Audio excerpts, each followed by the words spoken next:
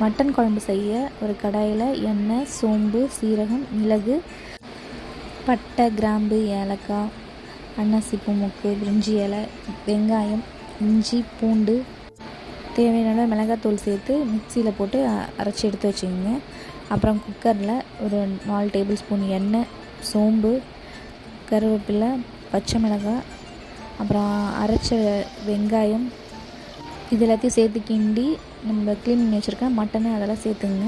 சேர்த்து உப்பு, மஞ்சள் தூள் இது எல்லாத்தையும் ஆட் பண்ணி எண்ணெயிலே கொஞ்சம் வதங்கணும். வதங்கினதுக்கப்புறம் நம்ம அரைச்சி வச்சுருக்க அந்த மசாலாவை அதில் கலந்துக்கிட்டு தேவையான அளவு தண்ணி ஊற்றி கொஞ்சமாக உப்பு சேர்த்து உருளைக்கிழங்கு, காய் ஏதாச்சும் வேணாலும் போடலாம் நீங்கள்.